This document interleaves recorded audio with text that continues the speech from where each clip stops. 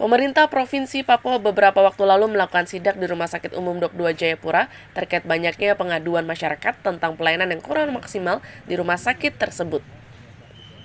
Kunjungan yang dipimpin langsung oleh pelaksana harian Sekda Papua Muhammad Musaad serta tim Satgas COVID-19 Papua bertujuan untuk melihat dari dekat proses penanganan pasien yang dilakukan para medis. Saat tiba di lokasi, tim dari Provinsi Papua ini diterima langsung oleh Direktur Rumah Sakit Umum Dok 2 Jayapura, Alusius Giai beserta staf dan para medis. Usai melakukan peninjauan di beberapa ruangan dan mendapatkan berbagai penjelasan dari pihak Rumah Sakit Dok 2 Jayapura, pelaksana harian Sekda Papua Muhammad Musaad mengatakan, kunjungan kali ini guna melihat langsung sistem pelayanan yang dilakukan serta mendengar langsung permasalahan yang terjadi terkait adanya penolakan terhadap pasien laka lantas yang akhirnya meninggal dunia beberapa waktu lalu. Kami dari pemerintah Provinsi Papua,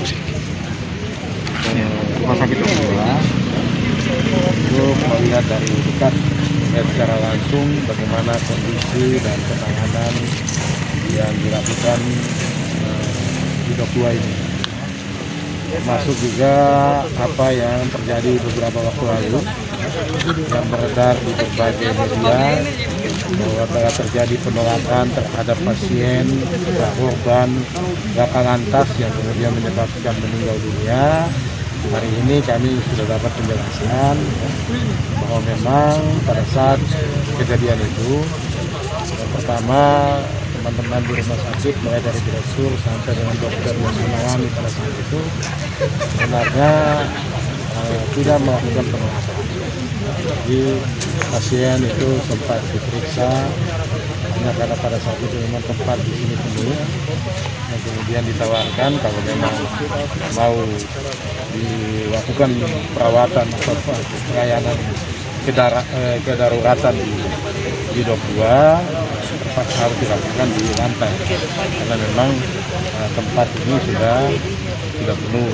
Itu yang kemudian setelah dikomunikasikan dengan keluarga merasa keberatan yang kemudian dibawa ke dan ke Martin ND juga itu dokter sini sudah komunikasikan ke sana. Itu versi yang disampaikan oleh teman-teman di rumah sakit Dok 2. Kami tidak pada posisi melihat benar salahnya, tapi yang kami lakukan sesuai dengan perintah pimpinan Gubernur maupun Pak Wakil Gubernur memerintahkan kami untuk pertama melihat secara langsung kondisi rumah sakit ini, dan ternyata memang hari ini kita temukan ya, banyak pasien, ya. Bukan hanya pasien COVID saja, tapi juga pasien yang lain.